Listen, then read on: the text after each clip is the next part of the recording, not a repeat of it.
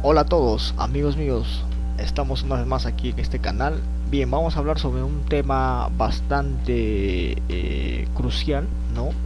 Más que todo que es en la historia de la lógica.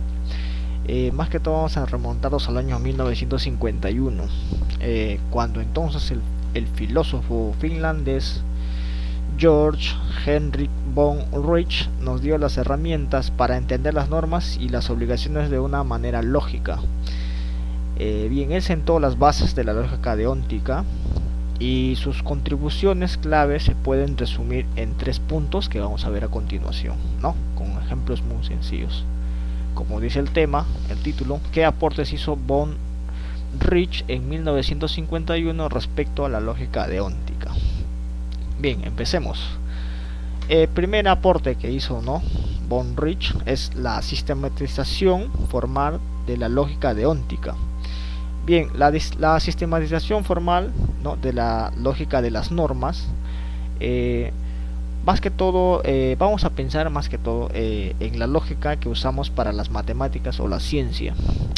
Tiene reglas claras y símbolos, ¿no?, para razonar.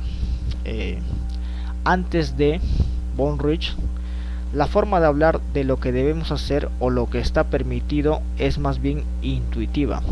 Bien, en 1951 von Wright cambió esto, creó un sistema formal y riguroso para las normas.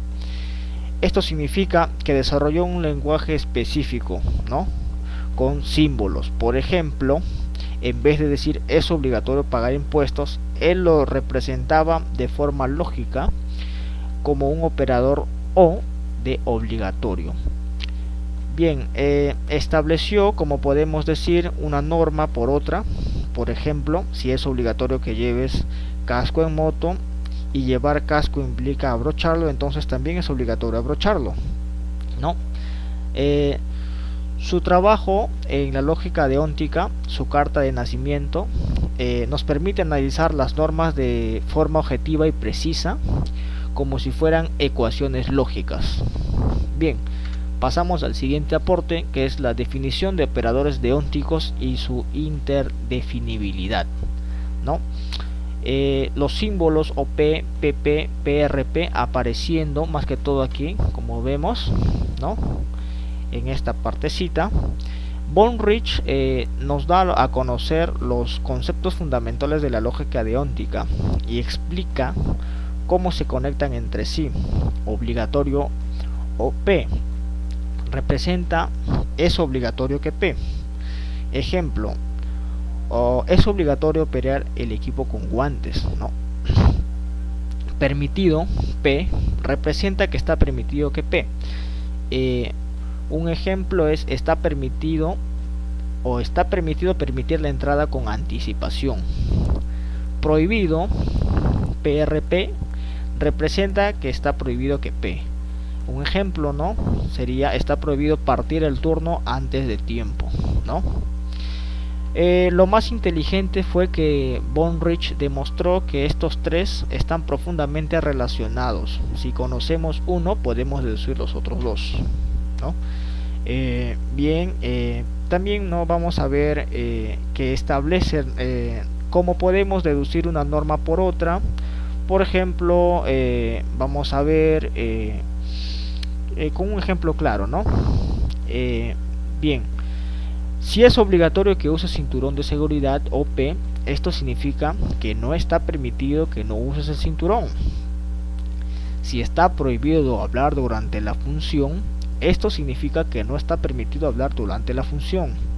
Esta capacidad de interdefinirlos es crucial porque muestra la coherencia interna de las normas.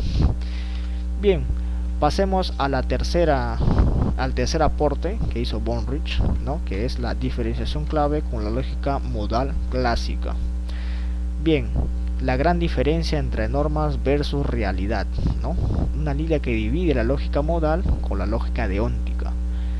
Bien, von Wright nota que la lógica deóntica se parecía mucho a otra área de la lógica llamada lógica modal clásica, que habla de lo necesario y lo posible, ¿no? Él ve el paralelismo. por decir obligatorio O es como necesario, permitido P es como posible. Bien, vamos a ver que tiene un aporte crucial. Rich identifica una diferencia fundamental que separa de las normas de la realidad. En la lógica modal, si algo es necesario, entonces ocurre.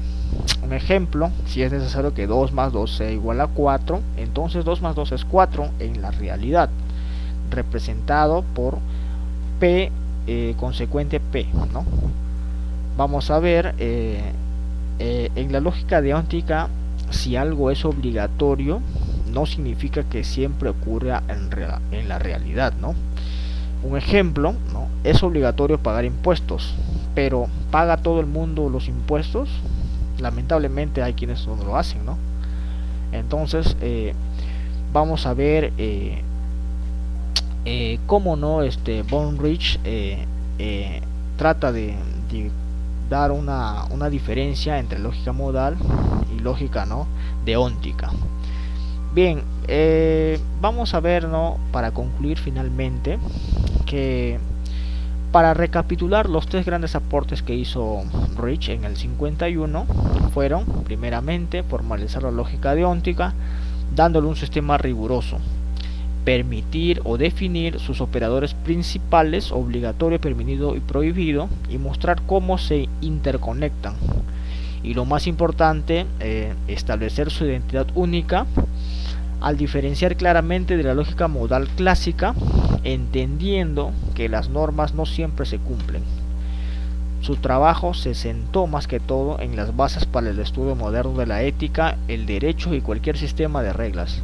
Fue un verdadero visionario que nos dio una forma lógica de entender el deber ser. Espero que les haya gustado, amigos, este pequeño aporte que hizo Von Rich en el año 1951. Si es así, compartan este video, denle like y sigan apoyándome para seguir haciendo más contenido. Muchas gracias, nos vemos.